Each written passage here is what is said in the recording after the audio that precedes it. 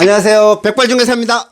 오늘도 도움이 되거나 말거나 내 맘대로 조언으로 인사드립니다. 그럼 사연 바로 읽어보겠습니다. 안녕하세요, 백발중개사 유튜버 열렬한 구독자이며 현업에서 일하고 있는 개업공인중개사입니다. 매번 기발하게 방송해 주시고 많은 실무 내용을 전달해 주시려는 모습에 감사드리고 있습니다. 이건 뭐 열렬한 팬이 얼마나 많은지 한번 영상 보기만 하면 블랙홀에 빠지듯이 쭉쭉 빠지니까 이건 뭐 BTS도 울고 갈 정도니.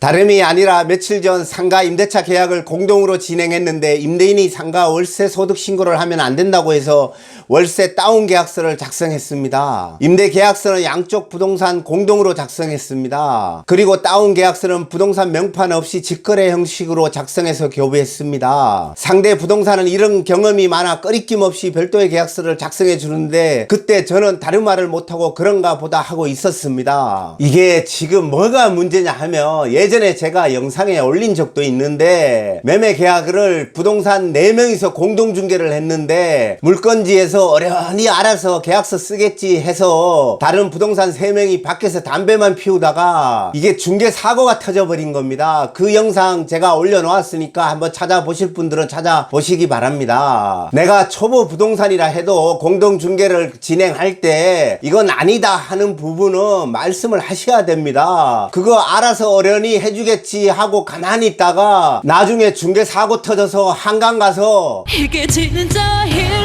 없어 네가 날 떠나는 게 이러고 후회해봐야 아무 소용없습니다. 이 글을 읽다 보니까 저 아는 부동산 사장님이 초보 때 겪었던 일이 생각이 나네요. 이 부동산 사장님이 초보 때 공동중개를 하게 되었는데 이 물건지 부동산 사장님이 계약서를 작성을 하는데 이 초보 부동산 사장님이 문구가 좀 아닌 것 같아서 조심스럽게 말씀을 드렸더니만 이 물건지 부동산 사장님이 버럭 화를 내면서 이 화장지에 써도 계약이 성립되니까 아무 말 하지 말고 있으라고 그렇게 버럭 화를 내시더랍니다. 내 같으면 진짜 던질까 말까 던질까 말까 던질까 말까 던질까 말까 이렇게 버럭 화를 내니까 이 부동산 사장님은 아무 말도 못하고 가만히 있었다고 합니다. 갑자기 그 이야기가 생각이 나네요. 그리고 나이가 더 먹고 경험이 많더라도 남이 조언하면 받아들일 줄 알아야지. 꼰대짓이나 하고 말이야. 부끄러운 줄 알아야지.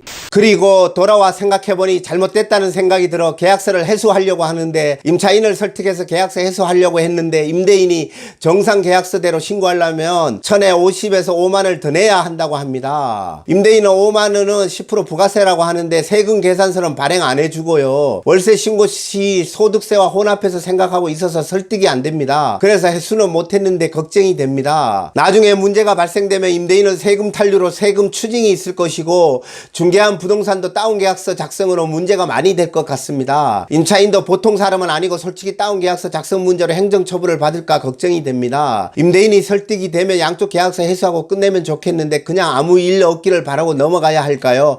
어떻게 하면 좋을지 조언 부탁드립니다. 감사합니다. 이 옛날에는 이 상가를 계약하다 보면 이렇게 요구하는 임대인들이 정말 많았습니다. 계약서를 2장 써달라고. 하나는 정상적인 계약서, 하나는 신고용 계약서 해가지고 이렇게 2장 써달라고 하는 임대인이 많았었는데 요즘은 이런 임대인 거의 없습니다. 우리는 설령 임대인이 이렇게 요구를 하더라도 임대인님 요즘은 임차인들이 이걸 나중에 뭐 월세 올릴 때나 나중에 권리금 부분에 마찰이 생겼을 때 이거를 협박용 카드로 이용을 합니다. 그러니까 이렇게 발목 잡힐 일 안 하는 게 좋으십니다 하고 부동산이 오히려 임대인을 설득해서 그렇게 진행을 해야 되는데 그 물건지 부동산이 임대인하고 친해서 이렇게 해줬는지는 모르겠지만 제 영상을 보고 있는 부동산 사장님들은 임대인을 잘 설득하셔가지고 요즘은 이렇게 그 계약서 2장 쓰면 큰일 난다. 나중에